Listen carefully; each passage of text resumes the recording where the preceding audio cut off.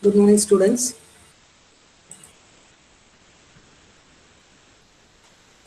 So last class we have seen about the timer working and also programming timer in mode 1. Okay. So let me summarize.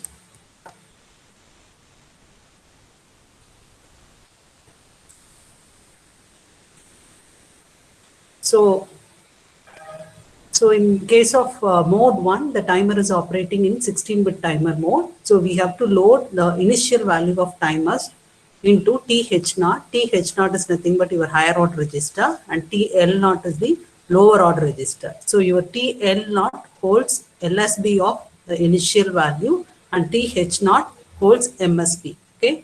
So based on the clock pulse, the timer registers get incremented continuously when run control bit is set to 1. So run control bit is involved in your TCON register. So TCON register.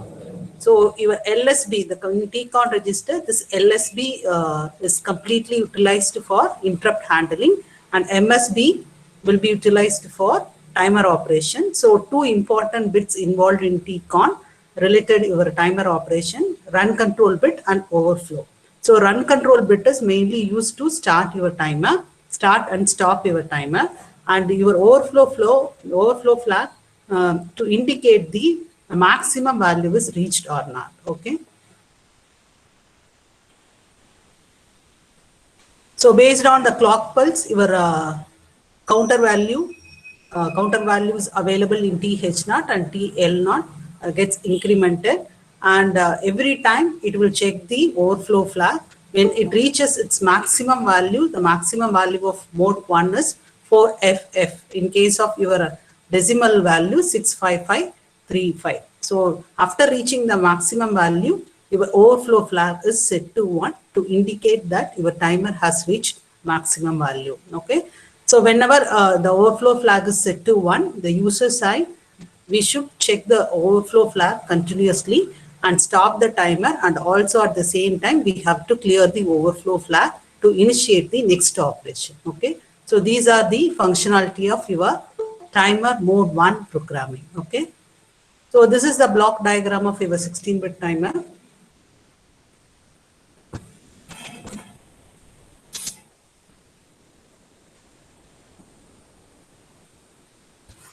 So this is for your counter or timer selection. When C bar T is equal to 0, your counter is working in, that is your timer is working in timer mode. Timer mode is nothing but it will count internal clock pulses. Okay. Suppose if your C bar T is equal to 1 means it is in operating in counter mode. So it will start counting your external clock pulses. So this switch decides the counter operation or timer operation. And we have another control. This control is for starting and stopping your timer. Okay. Suppose software way of control means your TR0 must be 1. That case, your gate bit is 0. So this combination is for software way of starting the timer. Okay.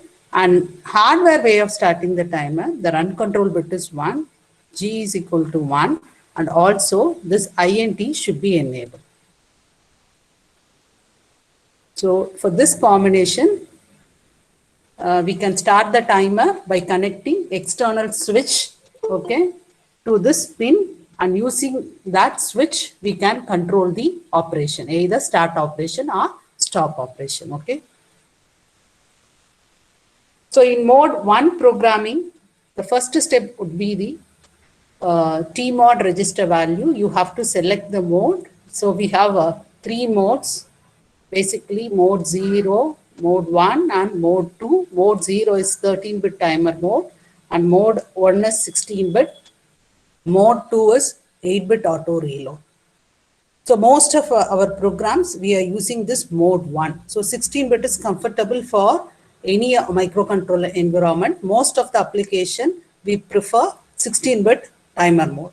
And in case of serial communication, we have to use this 8-bit auto reload. Okay, please note down the important thing. The purpose of 8-bit auto reload, it's mainly for baud rate generation. It is used in serial communication. I will explain that later. Okay. So first step, based on the mode selection, you have to load the value into TMOD register and find the initial value. So that value should be loaded into higher order and lower order register and start your timer.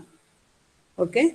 So once your timer gets started, start counting the clock pulses from initial value, for example, 0002. On receiving the first clock pulse, it will be 0001. So this will be continue until it reaches maximum value. After reaching the maximum value, your overflow flag is set to 1. After that, user program should clear your TR0. What is the purpose of clearing TR0? To stop the timer. Similarly, clear your overflow flag to initiate the next operation. And this has been repeated continuously. Go to step 2. Okay. So please note down the steps involved in time delay generation. So this is the algorithm for mode 1 programming, timer 1 programming, either timer 0 or timer 1. So you can use either timer 0 or timer 1. Suppose if you are using timer 0, you have to use TH0, TL0, okay, for uncontrolled bit TR0, overflow flag TF0. In case of timer 1, TH1, TL1, TR1, TF1. So your X represents either timer 0 or timer 1. So I will explain all the steps with assembly instruction. So first, selection, mode selection. So here I am selecting 16-bit timer. So for that I have to find out the TMOD value. So here I have chosen mode 1 and timer 0. So what are the contents in TMOD register? Gate, C bar T, M1 and M0. Similarly, LSB, C bar T, M1, M0. So here I am using timer 0. Just ignore here, ignore all the bits. You place zeros in all the bits of timer 1 part. Okay. And next I am choosing mode 1. So here gate bit is 0 and in timer mode 0 and mode selection 0, 1. So the value is 0, 1. So you have to load this value in TMOD register. Okay. So let's assume your initial value will be FF and HC, for example. Okay. So your lower order should be loaded into TL0, that is timer lower order register, and higher order is loaded into your timer higher order register. Okay. So after that, you have to clear the TMOD to initiate the operation. To start the process, initially clear the overflow flag. So once the initial values are loaded, you have to start your timer by using set bit TR0. So this instruction is used to start your timer. So this instruction is for clearing your overflow flag.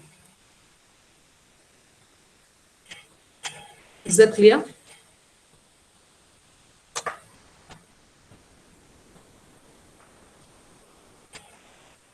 So please look at this diagram. So initial value is FFFC. Okay. Initially, I have clear TF is equal to 0 or overflow flag is 0. So once the timer gets started, when TR0 is equal to 1, on receiving the clock pulse, the count will be incremented by 1.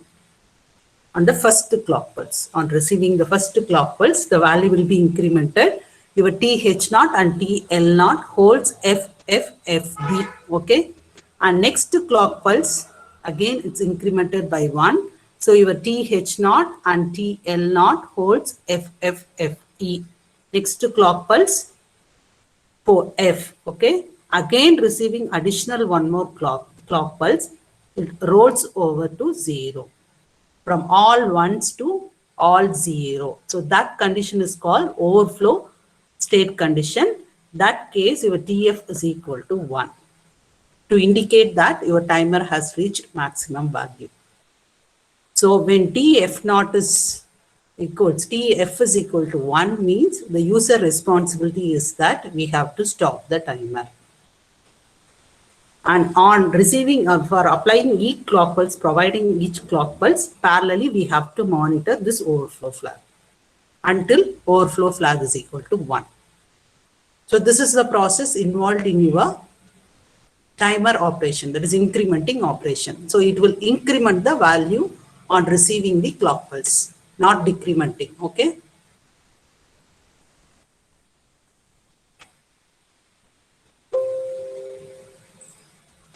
Any doubts up to this?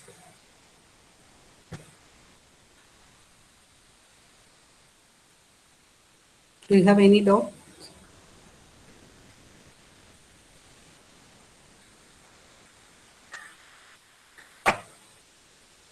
Any doubts in the algorithm? Timer 1 programming algorithm. What about others?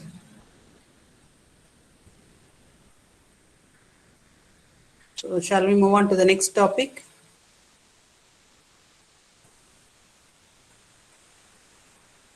Okay.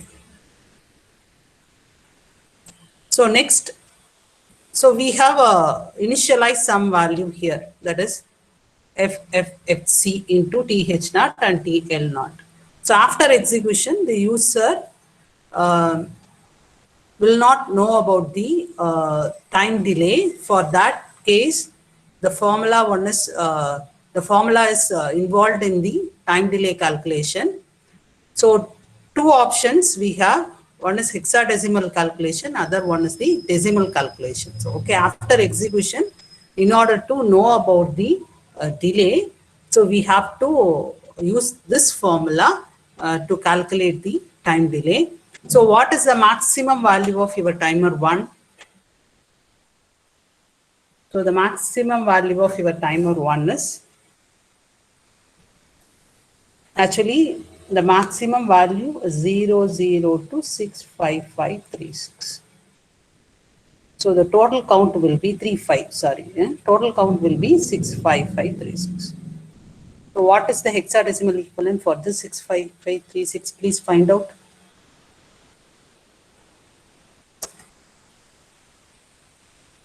So what is the answer? Convert this decimal into hexadecimal.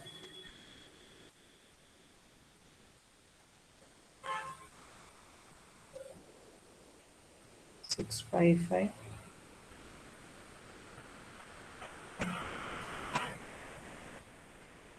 One, zero, zero, zero, zero. So this is the hexadecimal representation of 65536. So here the important thing is, so the value will be exceeded 16-bit if we are considering the value 65536. Okay. For 65535, the hexadecimal value is FFFF, 4F. Okay. So the formula given here is, you first subtract the initial value of timer from the 4Fs, and after that you add 1 to adjust the value into 16-bit.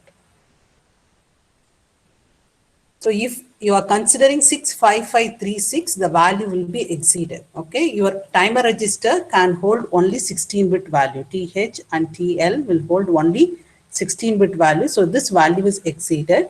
So first the value is subtracted from 65536. After that, 1 will be added in the hexadecimal operation.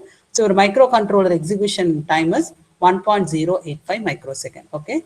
And YYXX will be the initial value of your timer. Okay. Suppose in case of hexadecimal operation, we can directly take this value 65536 and initial value. The initial value is your timer register value multiplied with 1.085 microsecond. So after this, we can identify the delay period. Please note down the formula. This formula is very important to calculate the time delay. In case of your external oscillator frequency is 11.0592 megahertz. So based on the frequency, it will vary. The time period will vary. Okay. So the first example, the initial value will be FFXE. Okay. So I have subtracted this FFHC from 4H. So 3 plus 1. So this one requires 4 clock cycles to reach the maximum value. Okay. On receiving the 4th clock pulse, the overflow flag is set to 1. So the FFFC is subtracted from 4F, you will be getting 3. Again, you have to add 1. So 4, you have to multiply this 4 with your microcontroller time period. So 4.43 microseconds time delay will be generated when we are loading this initial value into 16-bit timer. Okay. So another way, you subtract F65536 minus, find out the decimal equivalent for this one.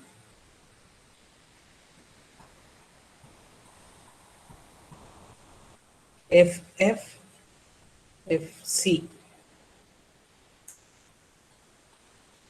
So decimal is 65532.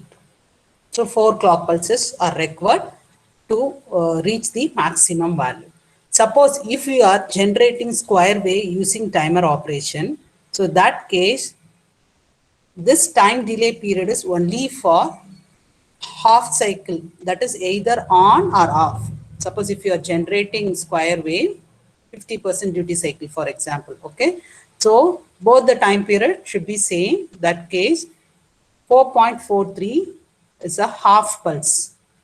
And you have to multiply that 4.43 by 2. So 8 microseconds is the period of square wave.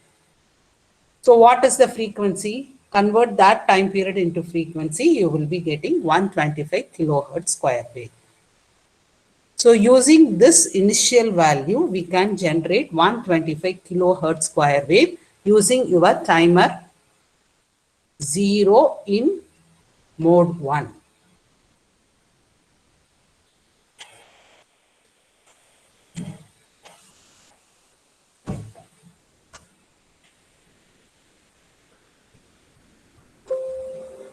Please note down the calculations. So using this calculator, you can calculate your initial value. Please look at here, your frequency is 125 kilohertz. So calculate, so the value will be FFFC. At the same time, it will generate some instruction.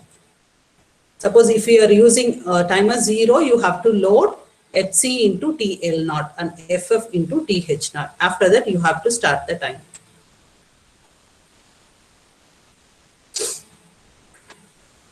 Here you have to select your timer mode and frequency. Frequency is 11.0592 megahertz. It is internally divided by 12.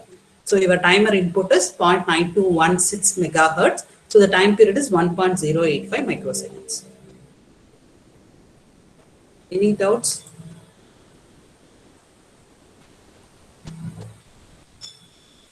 Students, please respond.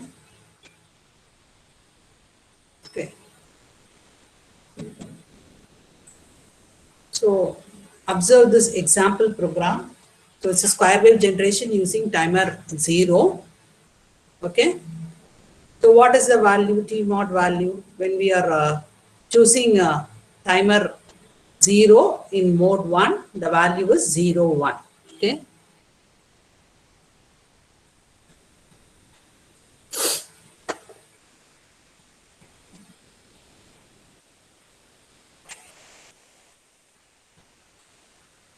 So first load tmod with the value of 0, 1 in order to select your timer 0 in mode 1. Okay. So next step would be we have to load your initial value of timer. Here I have considered the initial value FFF2. So this will be your lower order and this will be your higher order. So load this lower order into timer lower order register and MSB into higher order register. Okay. So to generate square wave, I am using this P1.5. Okay. I have used P1.5 for square wave generation. So after loading the initial value, I'm complementing P1.5. That is, I'm toggling P1.5. So initially, if the bit is 1 means it is toggled into 0. 0 means toggled into 1. Okay. For square wave generations, like 0 means 1. Again, some period of time delay. This will be generated, this delay period will be generated by timer. Again, it goes low. Again, some amount of time delay, again goes high. So continuous wave will be generated. So it indicated here. P1.5, I am going to generate square wave with 50% duty cycle. Both on time and off time is equal to, that is both on and off is equal to same value. So both the time period are same. So what is the next step? Once the initial values are loaded, we have to start the timer. Okay. So after starting, we have to monitor our overflow flag. When TF naught is equal to 0 means the program control goes here and execute the same instruction. So it will be executed TF is equal to 1. When TF is equal to, 0, when TF is equal to 1, so this instruction will be executed until TF naught is equal to 0. Suppose if it is 1, the overflow is reached. So we have to stop the timer and clear the overflow flag and repeat the same operation to generate continuous square wave. Okay, so these are the steps involved for square wave generation using timers. Okay, so first find out the value of T0 and load the value, load your initial value. And for suppose if you are generating square wave, you complement your P, that is the port involved in that application. You start the timer, keep monitoring your overflow flag. When overflow flag is set to 1, you stop the timer, clear the overflow flag, and continuously you have to repeat the operation. So here, every time we have to load the initial value in case of mode 1. For each operation, we have to, after reaching the maximum value, if the overflow flag is set to 1 means, again you have to load the initial value. Okay.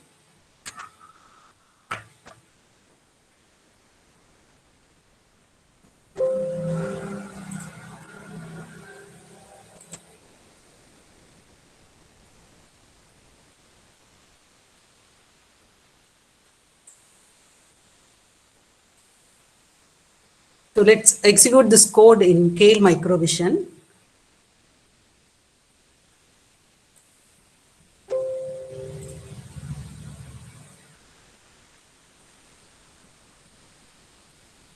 So the unique feature of Keil Microvision, we have a logic analyzer. So square wave generation will be visualized by using this logic analyzer. Okay. So I will execute the code step by step. See here I have used P1.5. So open your port 1.5, it will be available here.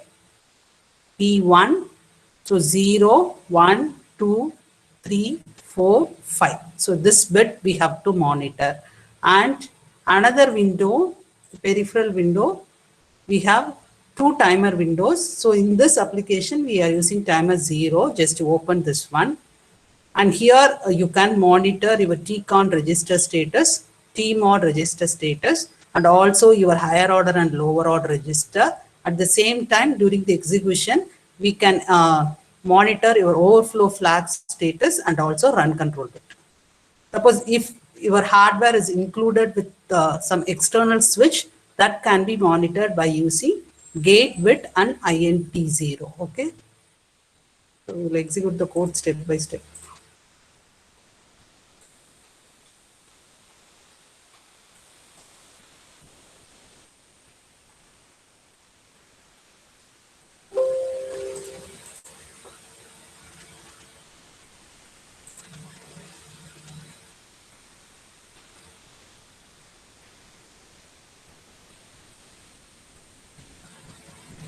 So T mod is loaded with 0, 1. So here timer mode is changed. So initially it was in 13-bit timer mode. After execution of the first instruction, it is changed into 16-bit timer or counter. And here we have two options, timer mode or counter operation. So according to this application, we have selected timer mode. So it is operating in timer mode. Okay. And next one is F2. F2 is loaded into TL0. Please look at here. F2 is loaded into TL0. And next TH0 is loaded with FF. Okay. And next I am complementing P1.5. Initially this pin was in high level. That is your P1.5 is equal to 1. Okay. So now it is cleared. Okay, now the value P1.5 is equal to 0. Here, look at the logic analyzer. The wave is simultaneously, subsequently, it will generate a waveform from 1 to 0. Okay.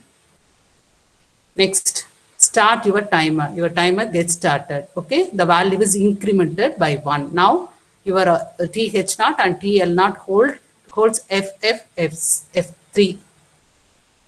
And this line continuously monitor your overflow flag. So it is incremented. It's F5, F7. Likewise, it will be incremented. After reaching the maximum value, your overflow flag is set to 1 here. Okay. So next step, your timer run control bit is cleared and TF0 is clear. Okay. Again, it will be repeating the same process. Okay. So here, your port 1.5 is continuously toggling and also square wave is being generated at P1.5.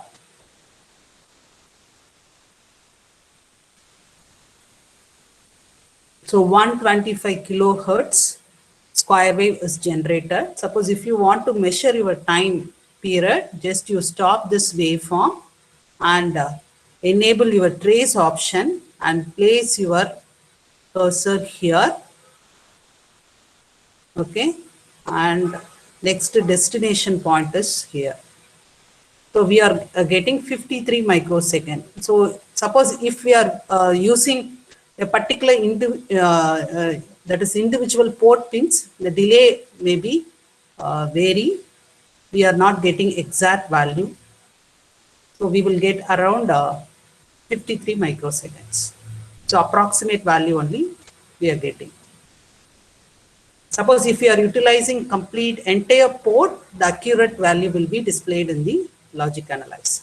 Okay.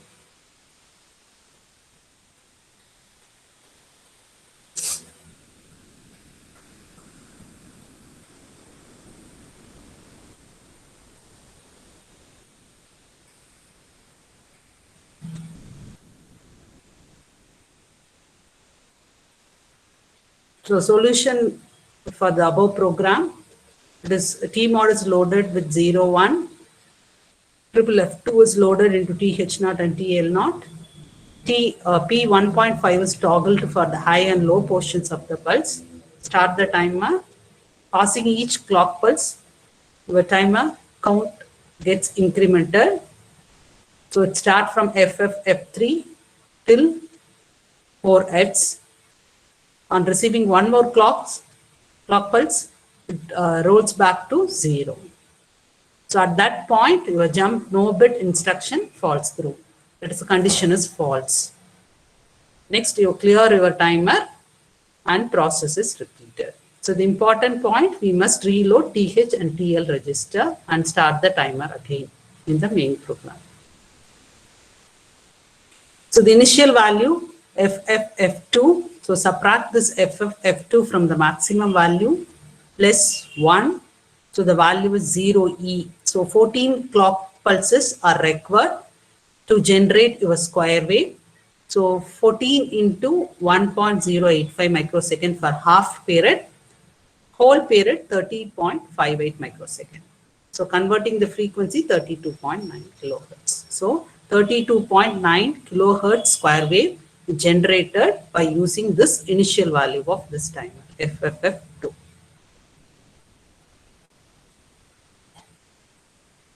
Any doubts?